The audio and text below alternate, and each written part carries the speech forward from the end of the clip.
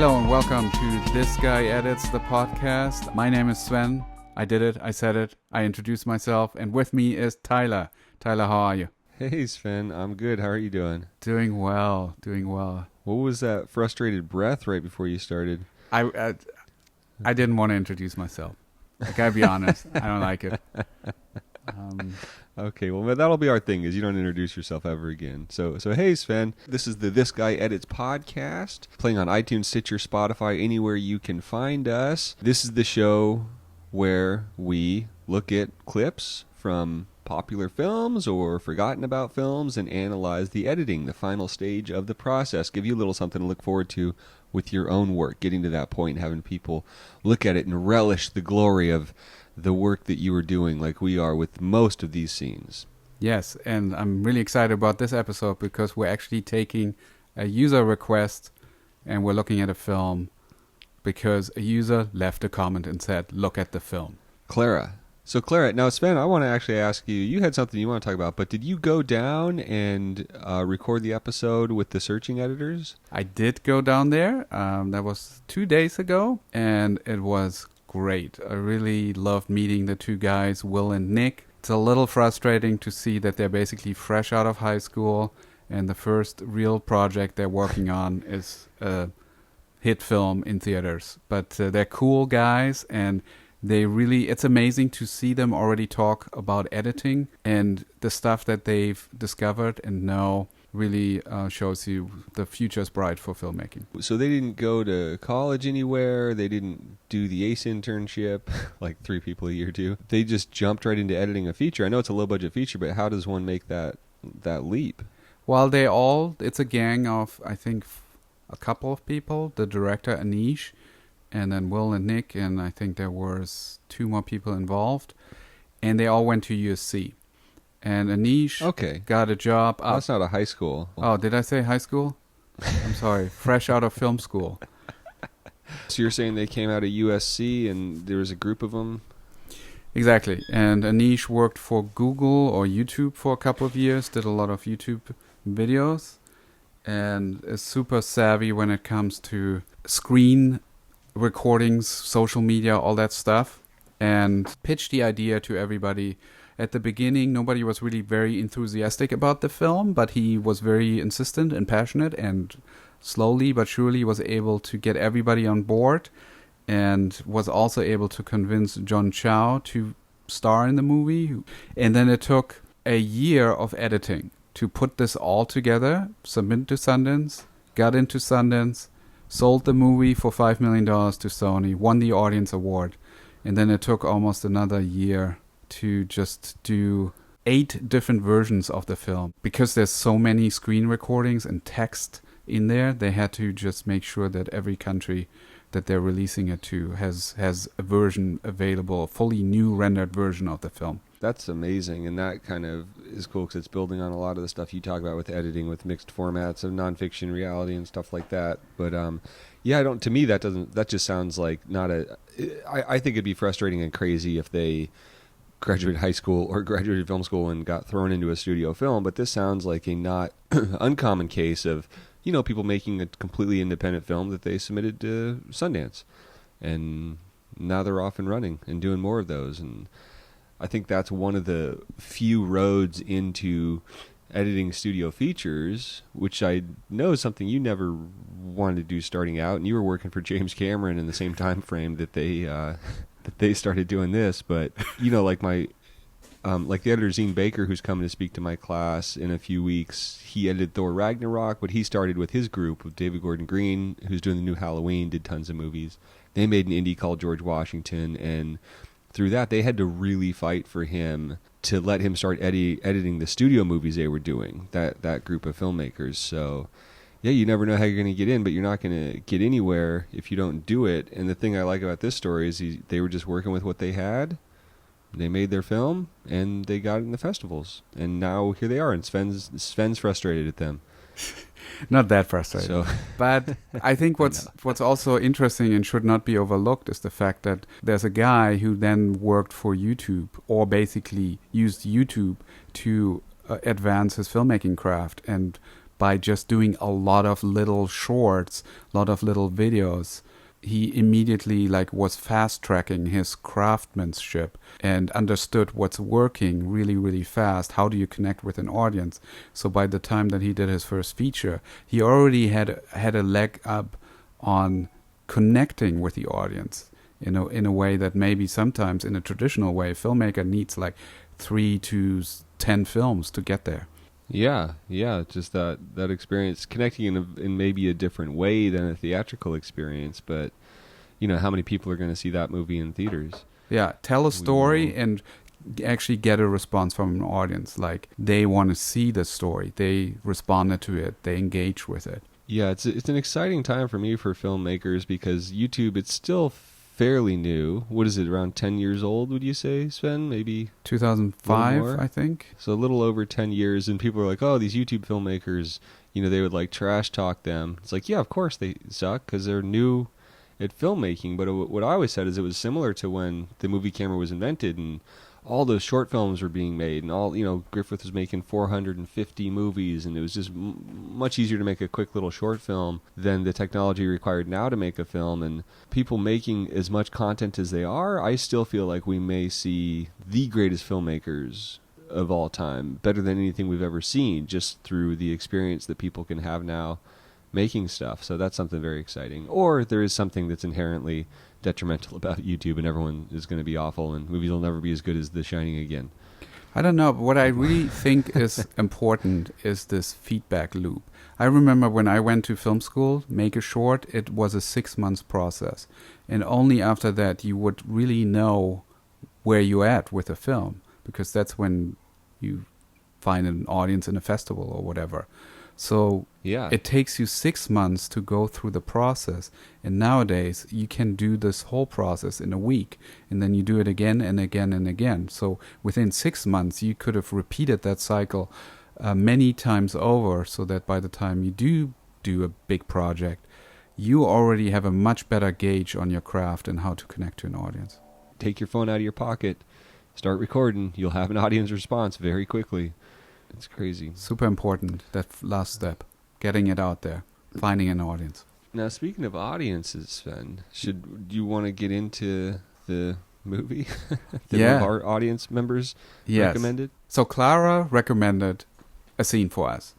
And that's awesome, because now we can take this podcast to a new level where we really share the movies that we want to talk about. And when I looked at this scene, I hadn't seen the film before. I was so excited because I was immediately engaged and I wanted to find out more about this film. And I did. I watched the entire film yesterday. I did some research, and it just opened up my world, my knowledge of film tremendously. That's really something great we can achieve with this podcast, is every week to offer up a film that you might have not seen, give you a reason to check it out. So thank you so much to Clara for opening up the door, and hopefully many more people will follow along. I had seen it, and I'm very curious what your take on this scene was, Sven, having not seen it, because it's such a specific scene. I thought I saw a filmmaker who was inspired by Quentin Tarantino, which is kind of ironic because Quentin Tarantino is inspired by Asian cinema. And this seems to be a second-generation filmmaker who sort of turned it around again. Even though this is not an action film or anything like it, it's kind of a melodrama, I still felt the colors and the way the camera is used and the way that people are talking, this feels so like Pulp Fiction to me, or Reservoir Dogs. Did you have that experience? No, I didn't, because I'd seen the movie and I knew that aspect of his influences, but I totally get it. I think that's cool. I was just curious what you thought was going on in the scene. Well, the great thing is you didn't really need any context to get the scene.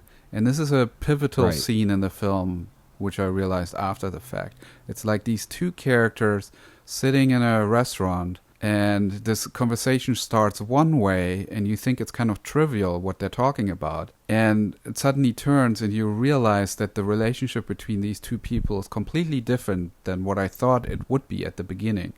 I thought those were two lovers, which they're kind of not at this stage. And the Right. story Wow. is really about the other person that we don't see. So each one has either a husband or a wife Having an affair with each other. having an affair with each other. And we learn in this scene that that's what's going on. And because of that, these two neighbors are connecting. It's a beautiful setup to turn the story in this film. And the actors are Tony Leung, Maggie Chung, and the film is In the Mood for Love.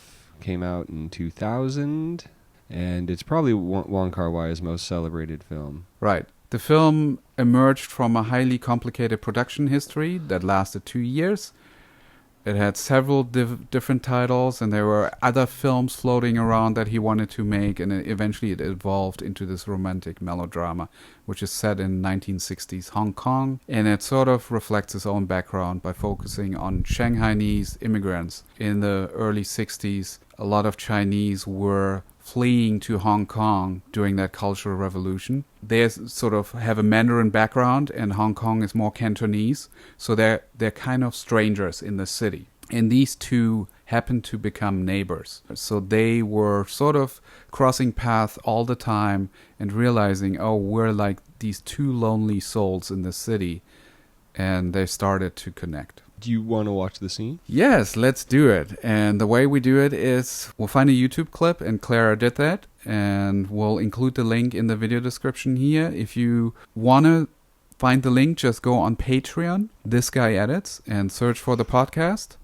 and it'll be there. All right, so this is what we're doing, and we're going to play. Who's going to talk us through it? I think you probably should. Again? Jeez. Okay, here we go. In 3, 2... Okay, we are in a restaurant. We're seeing some cigarette smoke. Yeah, and it's cool because we establish it with this insert shot, which is a cool technique also of setting the mood just with this nice insert and seeing the smoke waft into it. Yeah, the camera is like far off over the shoulder. We're seeing just the head sticking out from the booth. Yeah, we're seeing it in the way you would in the restaurant, seeing this intimate conversation, and then we get brought into it. Right. And I find it interesting that we're basically cutting between profile shots the whole time through. Mm-hmm. And the insert details are so nice in this whole movie. Right. He starts off with, "Can you get me a bag for my wife?" Right. And she says, "Well, wouldn't that be weird if she has the same bag that I do?" Right. 會㗎，尤其是隔離鄰舍添。唔知會唔會有第二隻色嘅咧？咁就要問我先生先知啦。 And then we further reveal that that bag is actually a present from her husband that he brought from a business trip. Right. And And she knows about the affair, right? she does. And he doesn't. And that sort of breaks up that conversation. He's like, "Okay, never mind then. I don't need that bag." 其實我都有件事想請教下你嘅。 And this is good. Now she wants to ask him something. This is the first time that the camera like pans, whip pans between them. Right. And this profile shot that sort of was very disconnecting. Now there's a connection between them in a way. Yeah, and we also know it's telling us that this is going to become about something more. 有一次佢公司派佢出門做嘢，佢買嚟送俾我嘅。 They both got their ties the same way, which is Yeah. like he got his tie the same way she got her bag. Yeah, so she turned the conversation towards the tie and realized, oh, this is a tie that his wife bought him, and her husband wears basically the same tie. 我先生都有條呔同你一模一樣嘅，佢 Right. 話係佢事頭送俾佢嘅。 So same bags, same ties, they're giving each other presents. And this is where it dawns on him, oh, Yeah. So it's a very suggestive way that she's breaking this information to him, which is really cool too. That the way that it's being filmed and edited together really lends to the gentle, suggestive nature of it. yeah. And then that great shot where we pan, showing his real, like that's a big turning point for him in the realization. Yeah, we should get back to Which is that cool. in a second. There's an insert of smoke. And this Yeah. is where I sort of started to have this feeling And boom. that this feels like a Tarantino movie to me. That last Right. whip pan comes from out of nowhere, from the side, from the other booth to him, Right. to really emphasize the fact that he has a moment of realization, and then just cutting to the smoke of a cigarette. Yeah, it's like that hitting him. But it's funny, the difference, I would say, interestingly enough, is even watching this when the clip was suggested to us, I didn't notice it.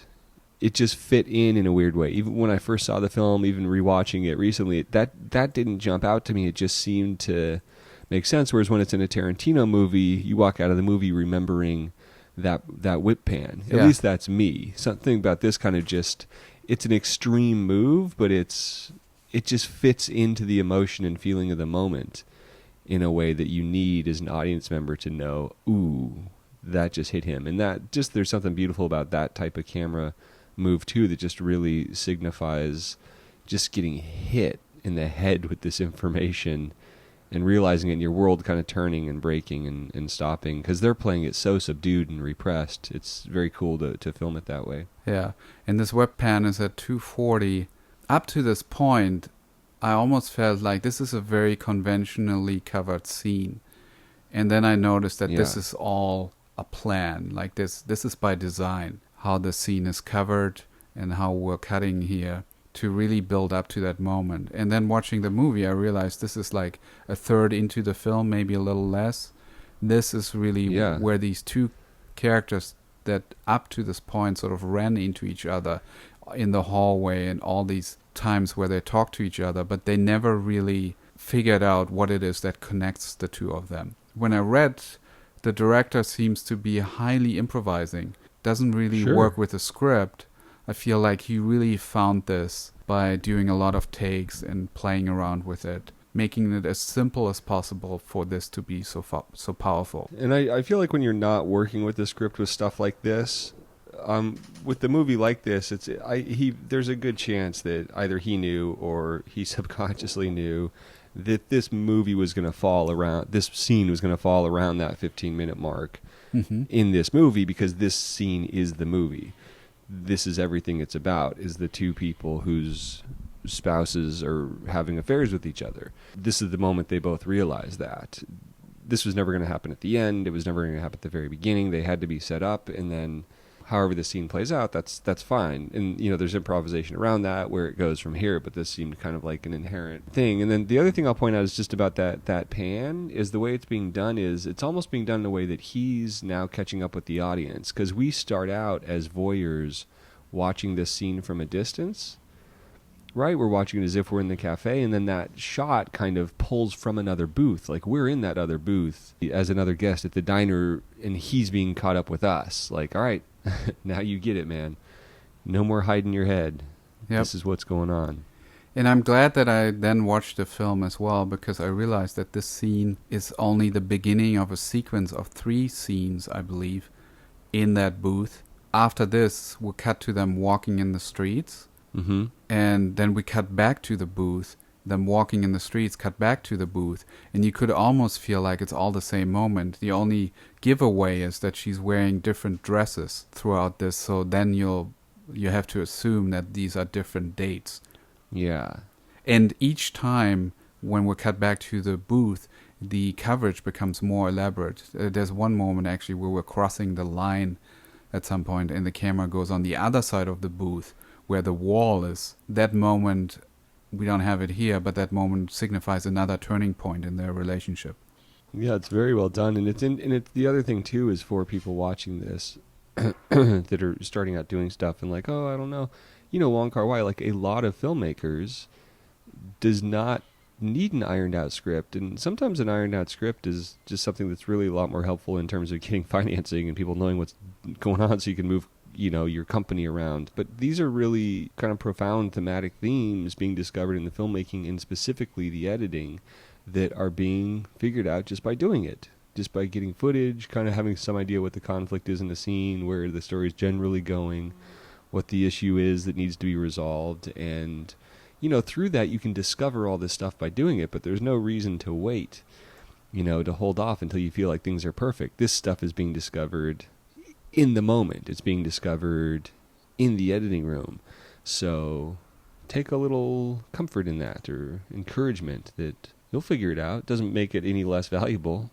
Yeah, as a statement. This kind of connects also to Will and Nick, the two editors from Searching. They said they always were cutting this stuff as fast as they could. Like they were always, it felt like they were breaking it as they were making it. And that created this really strong narrative flow of the story that it felt very, very present when you're making a film or when you're editing it. And in the moment you're discovering these things, that's often what then become exciting events in the film, exciting moments. That's like the real power of film. You know, like Scorsese's films, the scripts are very rarely an accurate representation of the final film because he understands that discovery process. And you know, film, you don't know what's going to happen on set. You don't know what's going to happen in rehearsal. You don't know what's going to happen in the editing. You can discover something totally new. So give yourself those opportunities to do that and embrace the fun process of filmmaking. I also would like to add that the film, at the beginning at least, feels like fractions of moments. There's a lot of fades to blacks between like just these glimpses of them passing on a hallway, having a brief conversation, and then we move on. And that all culminates to the scene right here. And then the story turns in a way that it becomes more intimate. The conversations become longer. Also very interesting is the use of music in the film. There's no music. Well, there is music here, which is diegetic, it feels like. But these chapters in the film are often broken up with a beautiful piece of music that's sort of the same theme throughout, and that theme keeps repeating itself but plays longer and longer as their relationship deepens. So very well structured film, even though it feels like it has very little plot in it, surprisingly. The character development is just very, very beautiful. I was just gonna say, tell people where it's playing. It's on Filmstruck. Yeah, it's very worth seeking out. It's really just a wonderful film. It's a resplendent film to view, and we're curious what your thoughts are on it. Also, as a viewer, because there's so much interpretation that can go into a film like this. So we're excited for the conversation on Patreon about this one, and check out Wong Kar-wai's other work. I mean, it's all great. It's all valuable. Chungking Express is a great film. Totally, yeah. No, I've met a new filmmaker now that I haven't known, and I'm excited to see some of his other films. Speaking of the conversation on Patreon, we want to thank Dennis again for another amazing video with the Prince of Tides episode we did last week. He did another really great thing with the screen grab that, I mean, again, it's better than it's better than the movie.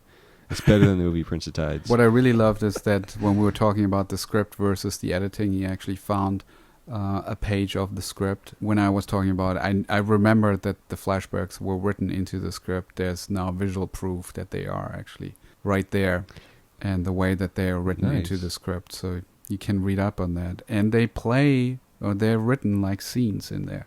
No matter what you do, it's valuable to read the real script for a film. If you get the chance, put that challenge for yourself, like find the actual script, not the BS thing that they published after the movie and put in borders or something like that. That's just a transcript. Find the real script that the filmmakers worked from, because then you can really see the stuff we're talking about with the movie like this, how much discovery can happen, not only in performance and on set and through script changes as you go, but also things that can be discovered in editing that are really cool. It empowers you to realize that it is a process, and that's what you have to love. It's not about coughing out this perfect formed gem, which is impossible. Exactly. I bought the script for Prince of Tides. It's one of those movies where I'm like, okay, I really love this.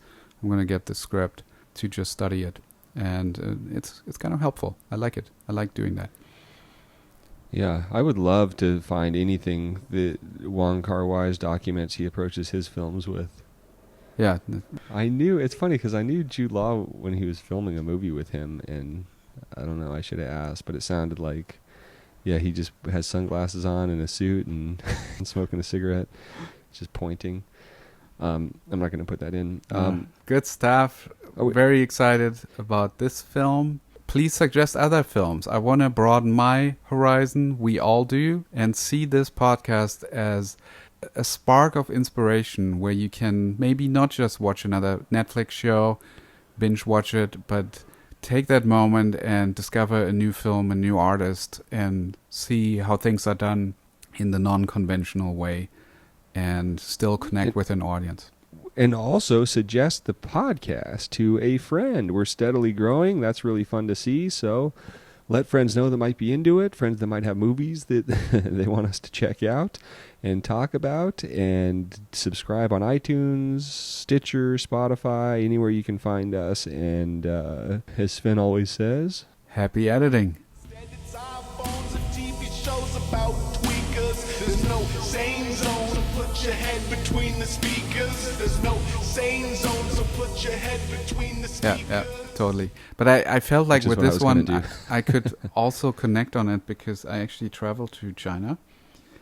And I know the difference between Shanghai and Hong Kong and Cantonese and Mandarin Chinese. They really have a different way of life and how they see life, how they approach. Cantonese are very chill, very relaxed.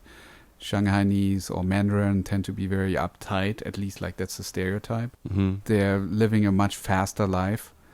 And to see sort of this story, like it almost felt to me like the story was like a Mad Men episode. Right. I know Mad Men came after this, so maybe, what's his name? Matt Weiner, is that his name? He was inspired by this potentially. Yeah, the opulence and repression. It's cool to see this world that we know very little about, but still feel connected. And just talking out and of that's my the other ass. fun thing too, but it could be cool too, where you're seeing two different, totally culturally different people looking at a similar era, because they both take place at the same time, and how the result is something very similar just because the artists are being true to that in a specific way is cool too. Yeah. If they'd never heard of each other, or if Wiener'd never heard of this somehow. Yeah. I hope you're still recording, so I'm putting that at the end. Yeah, I'm recording this, all this stuff. Just take out the talking out of my ass. I will.